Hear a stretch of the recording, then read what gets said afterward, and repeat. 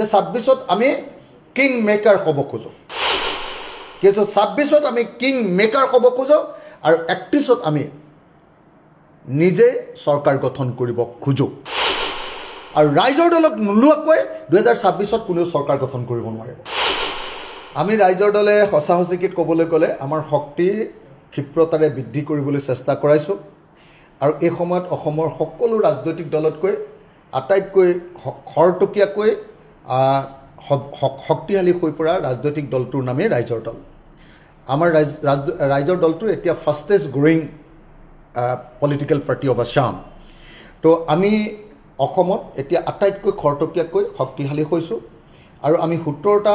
বিধানসভা সমষ্টিত নিৰ্বাচন খেলিবৰ কাৰণে প্ৰথমতে প্ৰস্তুতি চলাইছিলোঁ কিন্তু এতিয়া দেখা গৈছে যে প্ৰায় 36টা বিধানসভা সমষ্টিত আমাৰ প্ৰস্তুতি এতিয়া গ্ৰেড এ পৰ্যায়ৰ অৰ্থাৎ আমি সেই 36টা বিধানসভা সমষ্টিত আমি ৰাইজৰ দলে হয় জিকিম নহলে আমাৰ লগতে জিকা পাৰ্টিটোৰ কন্টেষ্ট হ'ব গতিকে 36টা আমাৰ গ্ৰেড এ গ্ৰুপৰ আমাৰ সমষ্টি আছে গ্ৰেড বি ৰো তেনেকুৱা ধৰণৰ যথেষ্ট সংখ্যক সমষ্টি আছে আৰু গ্ৰেড বি সমষ্টিবিলাকক আমি নিৰ্বাচনৰ আগতে গ্ৰেড এ লে উত্তীৰ্ণ কৰিবৰ কাৰণে কাম কৰি আছো আৰু গ্ৰেড সি যিবিলাক সমষ্টি আছে সেইবিলাককো আমি গ্ৰেড বি বা গ্ৰেড এ লে উত্তীৰ্ণ কৰিবৰ কাৰণে দিনে ৰাতিয়ে ৰাইজৰ দলে কাম কৰি আছো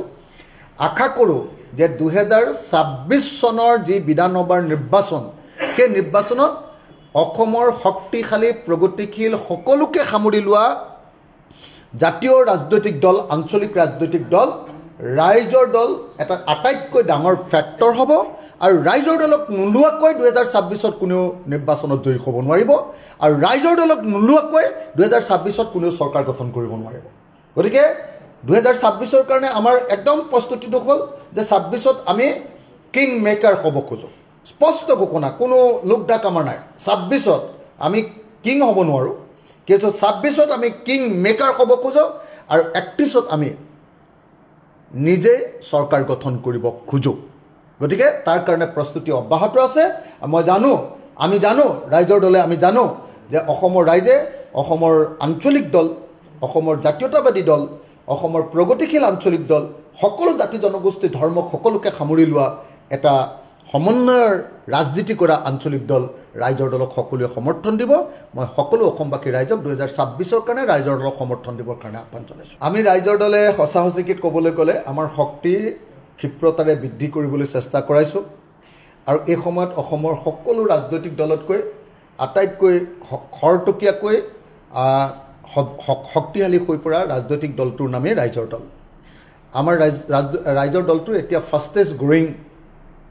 পলিটিক্যাল পাৰ্টি অফ আসাম তো আমি অসমত এতিয়া আটাইতকৈ খৰতকীয়াকৈ শক্তিশালী হৈছোঁ আৰু আমি 17টা বিধানসভা সমষ্টিত নিৰ্বাচন খেলিবৰ কাৰণে প্ৰথমতে প্ৰস্তুতি চলাইছিলোঁ কিন্তু এতিয়া দেখা গৈছে যে প্ৰায় 36টা বিধানসভা সমষ্টিত আমাৰ প্ৰস্তুতি এতিয়া গ্ৰেড এ পৰ্যায়ৰ